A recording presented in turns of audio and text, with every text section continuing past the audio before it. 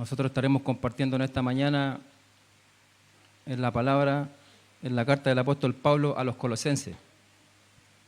Así que para que busquen su Biblia ahí, la carta de Pablo a los colosenses.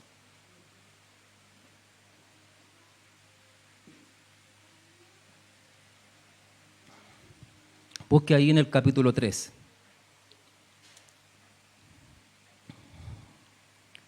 Estaremos meditando en la palabra en el capítulo 3, del versículo 1 hasta el versículo 10. Y leemos en el nombre del Señor. Dice: si ustedes pues han resucitado con Cristo, busquen las cosas de arriba, donde está Cristo sentado a la diestra de Dios. Pongan la mira en las cosas de arriba, no en las de la tierra, porque ustedes han muerto y su vida está escondida con Cristo en Dios. Cuando Cristo en nuestra vida sea manifestado, entonces ustedes también serán manifestados con Él en gloria. Por tanto, consideren los miembros de su cuerpo terrenal como muertos a la fornicación, la impureza, las pasiones, los malos deseos y la avaricia, que es idolatría. Pues la ira de Dios vendrá sobre los hijos de desobediencia por causa de estas cosas, en las cuales ustedes también anduvieron en otro tiempo cuando vivían en ellas. Pero ahora desechen también todo esto: ira, enojo, malicia, insultos, lenguaje ofensivo de su boca. Dejen de mentirse los unos a los otros, puesto que han desechado al viejo hombre con sus malos hábitos y se han vestido del nuevo hombre, el cual se va renovando hacia un verdadero conocimiento conforme a la imagen de aquel que lo creó. Oremos al Señor. Bendito Dios, hemos leído tu palabra, Señor. Te pedimos, Dios, que tú nos hables, Señor, en esta mañana, que tú uses tu palabra para la edificación de tu pueblo, Señor, o para salvación de aquel que no es creyente. Te pedimos que tú tomes control, Señor, que nos ayudes a poner en nuestros sentidos, Señor, en tu palabra, en tu voz, para que así, Dios mío, podamos ser día a día, Señor, transformados por medio de tu santa palabra, Señor. Tu bendición pedimos, Dios, en el nombre de Jesucristo, nuestro Salvador. Amén. Amén. Bueno, estaremos compartiendo en Colosenses. Esta es una carta que el apóstol Pablo escribe desde la cárcel, estando en prisión, a propósito de una visita de un consiervo, un compañero de milicia de él, llamado Epafras, quien probablemente fue quien fundó y evangelizó a los colosenses, ya que Pablo nunca había visto a estos hermanos cara a cara. La iglesia en Colosas era una iglesia amenazada por las falsas enseñanzas, por falsos maestros. Principalmente los falsos maestros estaban poniendo en tela de juicio la obra suficiente de Cristo a favor de los creyentes. En esta iglesia, influenciada por los falsos maestros, había mucho legalismo, había ascetismo, misticismo, había incluso culto a los ángeles.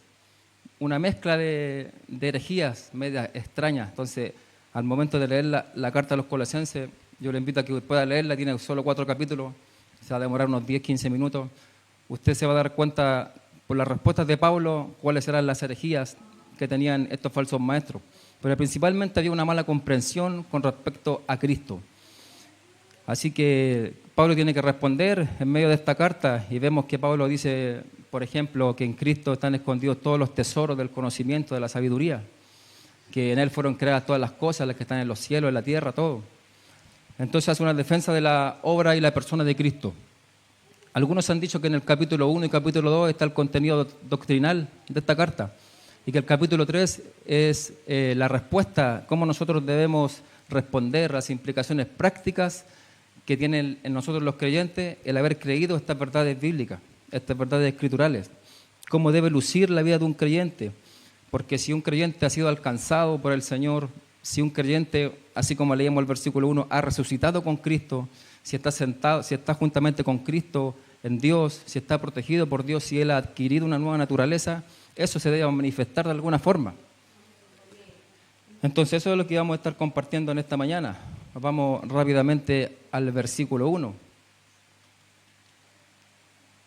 Si ustedes pues han resucitado con Cristo, busquen las cosas de arriba, donde está Cristo sentado a la diestra de Dios.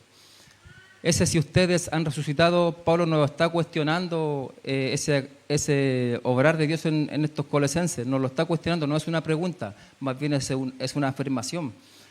En la Biblia, la NBI nos da una idea más clara, dice, mire, ya que han resucitado con Cristo, ya que esto es un hecho, esto ya ha pasado, ya que han resucitado con Cristo, busquen las cosas de arriba, donde está Cristo sentado a la derecha de Dios.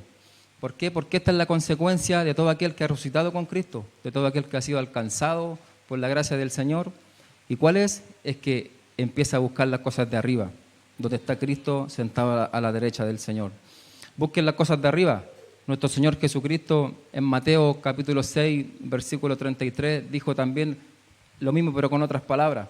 Dijo que nosotros debemos buscar el reino, primeramente, su justicia, y todo lo demás será añadido. En ese contexto, comida, bebida y vestido, ¿cierto? Entonces debemos buscar. Buscar indica una acción. Yo debo hacer algo, yo debo buscar, debo esforzarme por buscar lo de arriba. Lo de arriba no vendrá solo. Yo debo esforzarme por leer la Escritura, por acercarme al Señor. ¿Dónde está Cristo sentado a la diestra de Dios? Y Pablo no usa palabras así, digamos, a la loca, no. Él tiene una intención al decir que Cristo está sentado a la diestra de Dios. Él de alguna forma está respondiendo a estos falsos maestros. Cristo es Dios, Él está sentado, Él es el Creador, Él tiene autoridad. Y esto de que está sentado a la diestra de Dios dice relación con su autoridad, con que Él está sentado ahí y con que Él venció y que Él resucitó. Y todo aquel que está en Cristo, al final también resucitará con Cristo juntamente y vivirá eternamente. Versículo 2 dice, pongan la mira en las cosas de arriba, no en las de la tierra. Pongan la mira significa pongan la mente, concéntrense, enfóquense. Es como cuando una persona está, no sé, tirando al blanco o algo, una flecha o un rifle y está poniendo su mira ahí, está solamente concentrado en eso.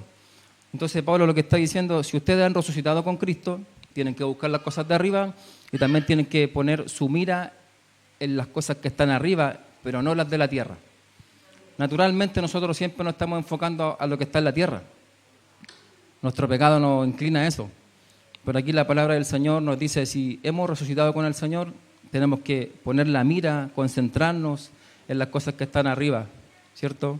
Y que nuestra mente tiene que estar llena de la Escritura, de la palabra del Señor.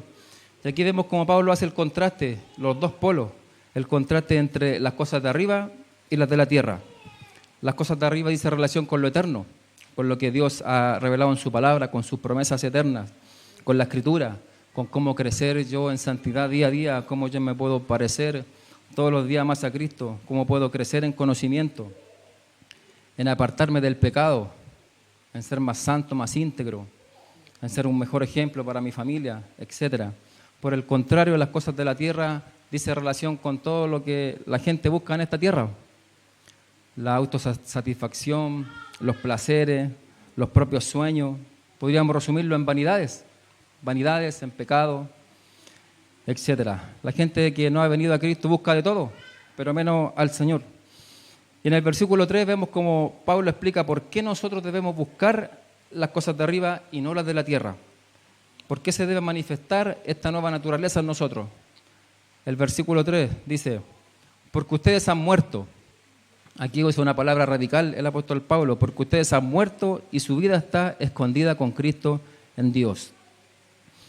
Entonces, ¿qué es lo que significa esto? Cuando nosotros nacemos muertos espiritualmente, todos nacemos muertos espiritualmente. Cuando viene el Señor y en su gracia hace una obra regeneradora en nosotros, nos hace nacer de nuevo, nosotros pasamos de muerte a vida espiritual. Pero cuando somos resucitados y pasamos a vida espiritual, también nosotros estamos muertos. ¿A qué? Estamos muertos al pecado. Entonces ahí debe manifestarse esta nueva naturaleza. Nos ayuda a entender un poco más en Romanos capítulo 6, verso 1 y 2, dice, ¿qué diremos entonces? ¿Continuaremos en pecado para que la gracia abunde? De ningún modo, nosotros que hemos muerto al pecado, ¿cómo viviremos aún en él? Habla de haber muerto al pecado, ¿cierto? O sea, el apóstol Pablo le está diciendo a los colosenses, ya que ustedes han resucitado, ya que ustedes están con Cristo ahora, ustedes ya no deben buscar lo terrenal, porque ustedes ya están muertos a lo terrenal. Ahora su mirada, tienen que concentrarse en las cosas de arriba.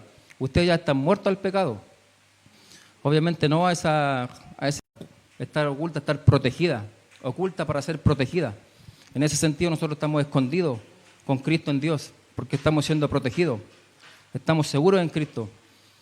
Un comentario consultado nos dice, los creyentes están asegurados por la eternidad, protegidos de todo enemigo espiritual y con acceso a todas las bendiciones de Dios.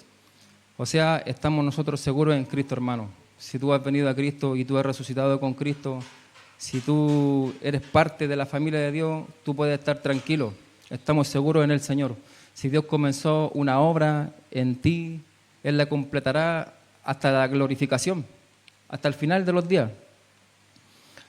El versículo 4 dice, cuando Cristo, nuestra vida, sea manifestado, entonces ustedes también serán manifestados con Él en gloria. El apóstol Pablo dice, Cristo, nuestra vida. ¿Es Cristo tu vida? Me acuerdo que el apóstol Pablo dijo en una parte que ya no vivo yo, sino que Cristo vive en mí. Hermano, Cristo es tu vida. Si tú has venido a Cristo, Él es tu vida. Tu vida no es el trabajo. Tu vida no son tus sueños, tus metas, lo que quieres lograr a futuro, porque eso es incierto. Ni siquiera nos pertenece el día de mañana. Mañana salimos a trabajar y no sabemos si llegamos. Entonces, nuestra vida es Cristo, hermano, es Cristo. Entonces, cuando Cristo dice nuestra vida se ha manifestado, entonces ustedes también serán manifestados con Él en gloria. Los colosenses tenían un mal entendimiento con respecto a Cristo. Por eso Pablo les ha estado exhortando y explicando, ustedes han resucitado, ustedes ahora están unidos a Cristo. Ustedes han resucitado con Cristo, ahora están escondidos con Cristo en Dios. Todos sus argumentos. Y ahora el argumento que usa Pablo es el de la esperanza del regreso de Cristo.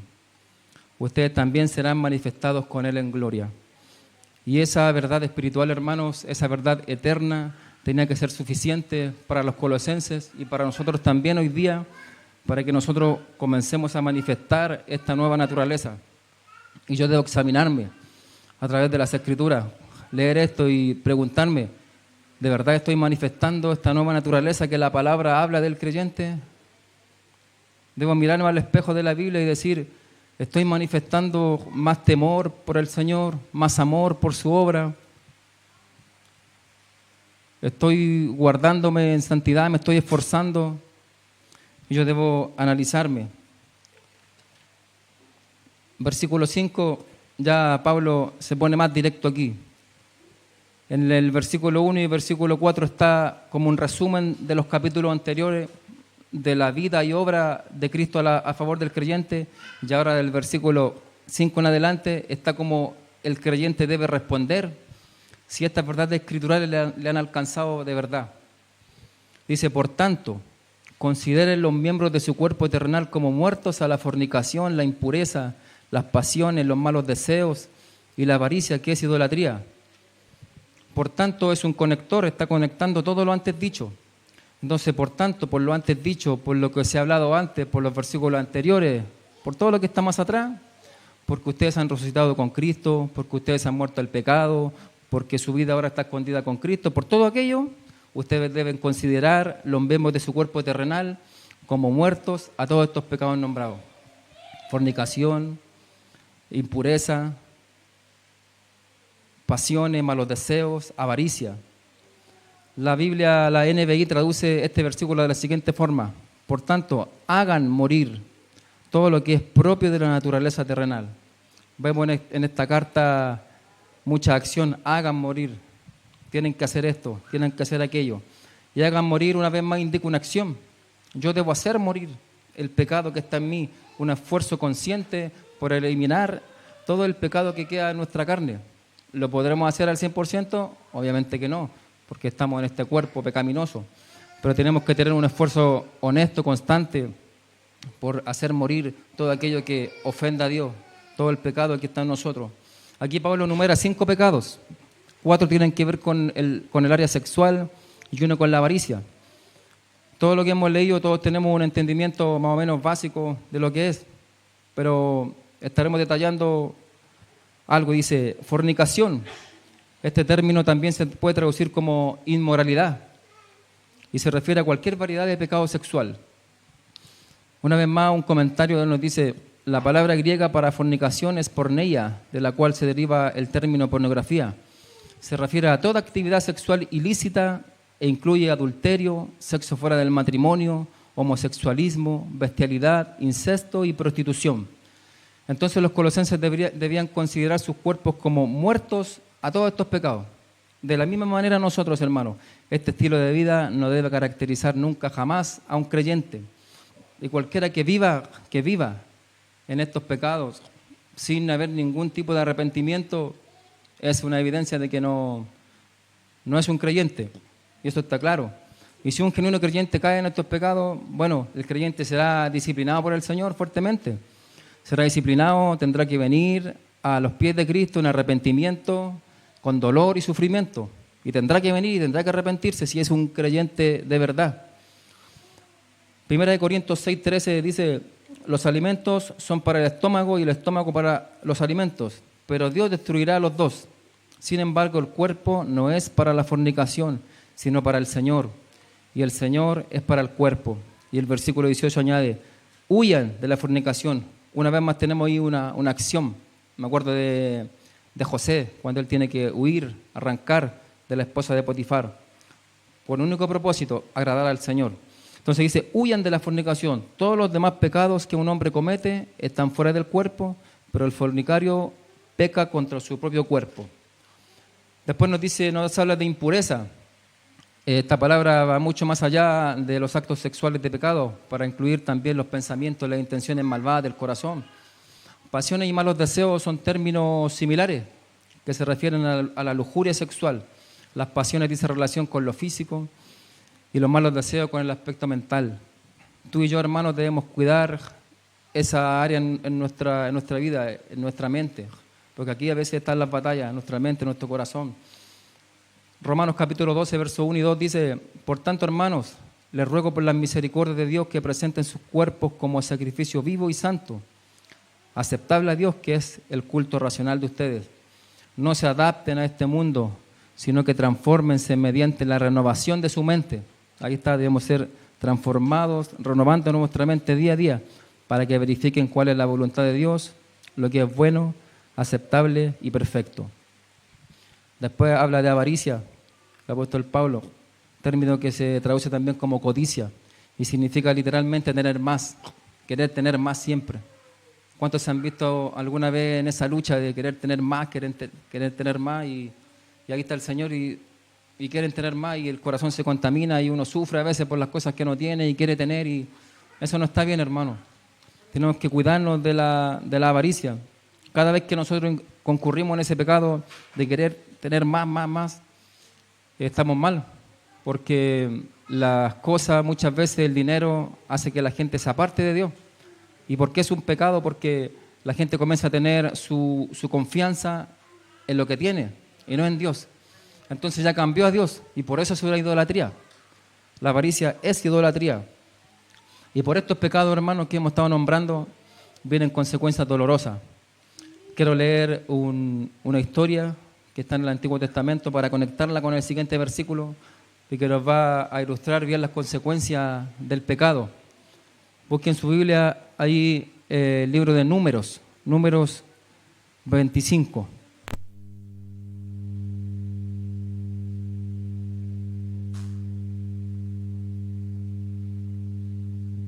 Números 25, del versículo 1 al versículo 9. Dice así: mientras Israel habitaba en Sitim, el pueblo comenzó a prostituirse con las hijas de Moab, y éstas invitaron al pueblo a los sacrificios que hacían a sus dioses, y el pueblo comió y se postró ante sus dioses. Así Israel se unió a Baal de Peor, y se encendió la ira del Señor contra Israel. Y el Señor dijo a Moisés: toma a todos los jefes del pueblo y ejecútalos delante del Señor a plena luz del día, para que se aparte de Israel la ardiente ira del Señor. Entonces Moisés dijo a los jueces de Israel: cada uno de ustedes mate a aquellos de los suyos que se han unido a Baal de Peor. Entonces un hombre, uno de los israelitas, vino y presentó una madianita a sus parientes, a la vista de Moisés y a la vista de toda la congregación de los israelitas, que lloraban a la puerta de la tienda de reunión.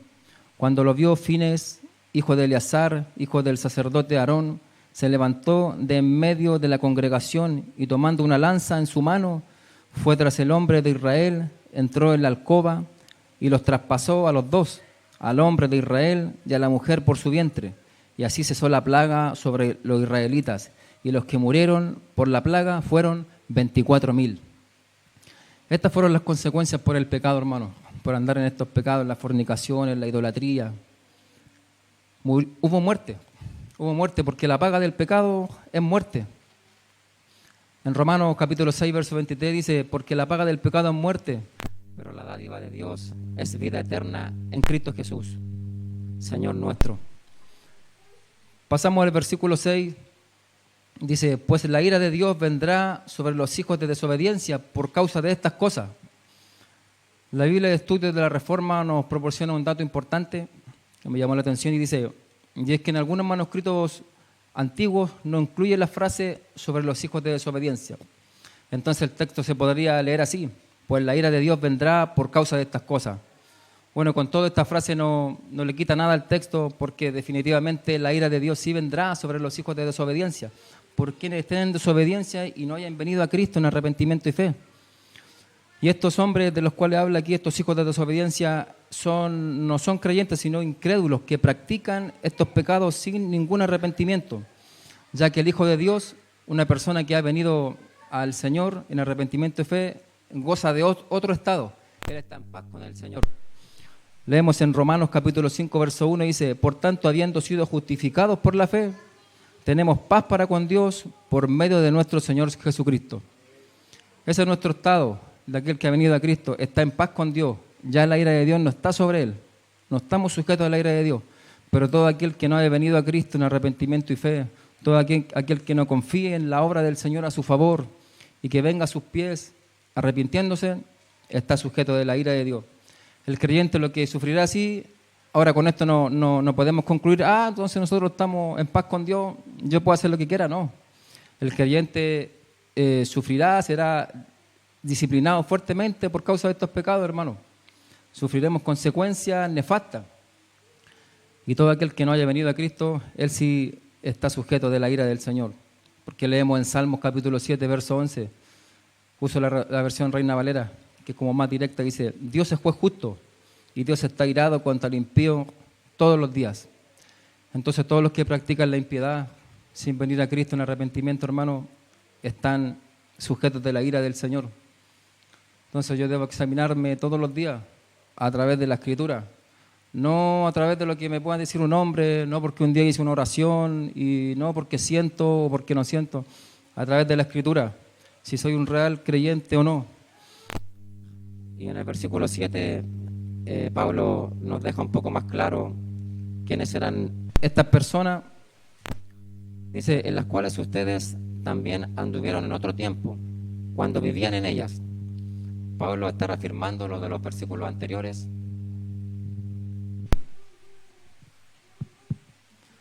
Ahora sí, ya, versículo 7. Eso pasa cuando estamos en vivo.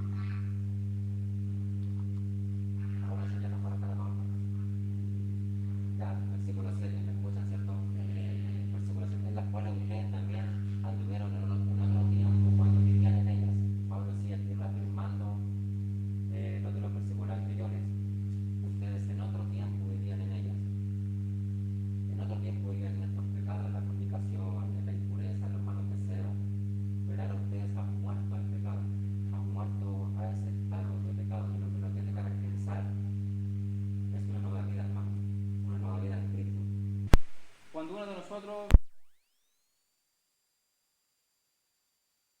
vestirse de esta nueva naturaleza que tenemos en Cristo, porque es imposible que una persona haya alcanzado esta capacidad que hemos estado compartiendo, que hayamos muerto al pecado, que hayamos resucitado para el Señor, que estemos con Cristo, protegidos, guardados y estemos viviendo de la misma forma.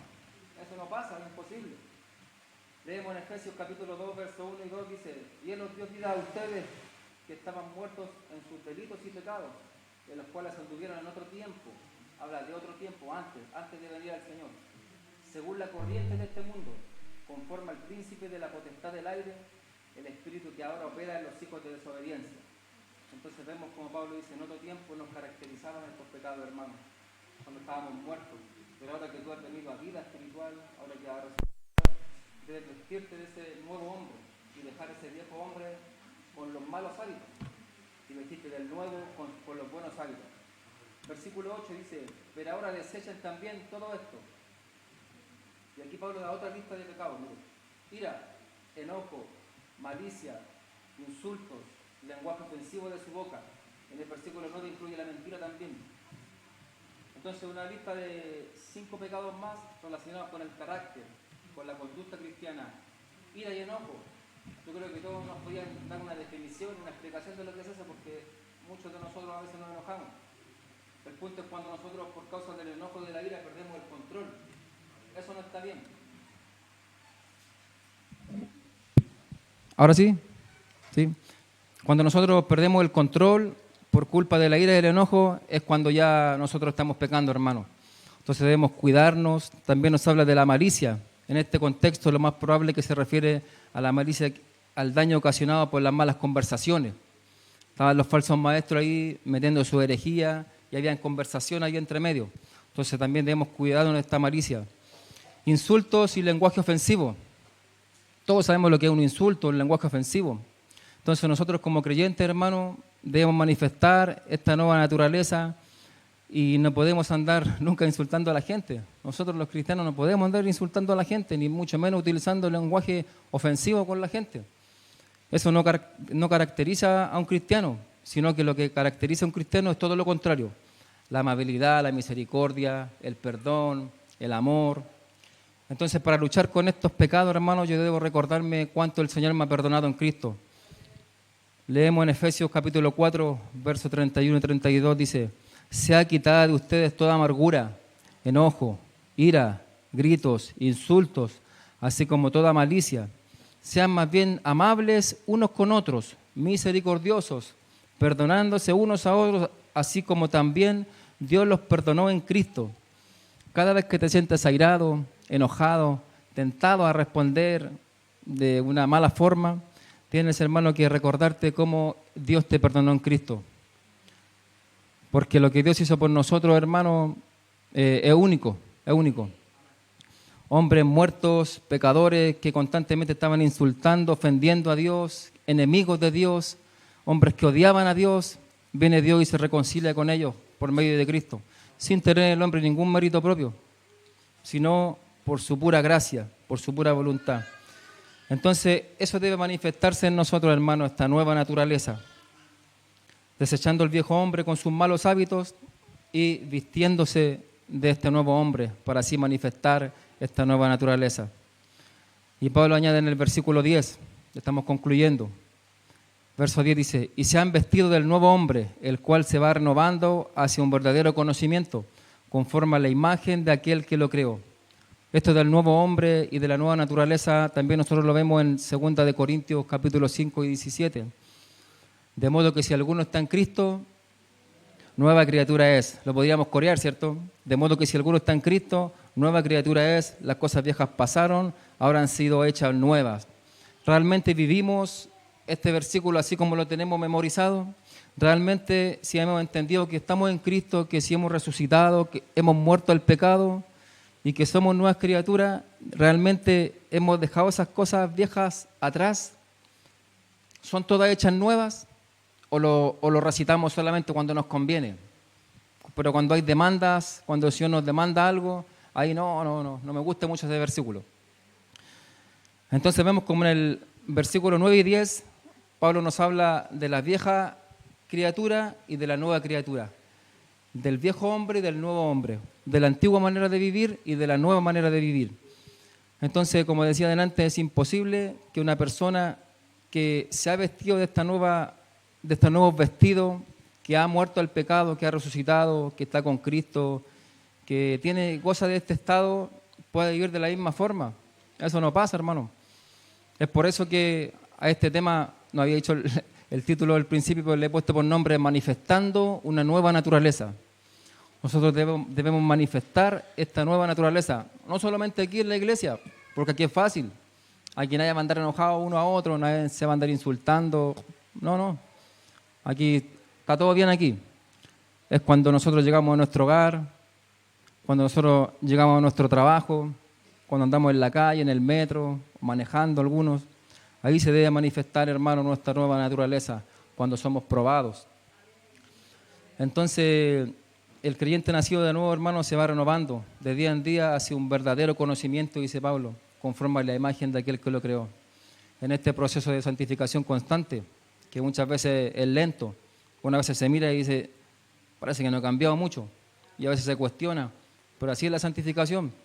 A veces es lenta, hermano, pero si el Señor te ha alcanzado, Dios está obrando en ti y te va a llevar hasta el último, hasta la glorificación. No aparte de tu responsabilidad, ¿cierto? No podemos decir, ya, si Dios me llamó, ya, yo tranquilo, el Señor me va a cambiar. Yo no voy a hacer nada. No aparte de nuestra responsabilidad. Yo debo hacer morir todo lo que ofenda al Señor, todo lo que está en mi vida y ofenda al Señor.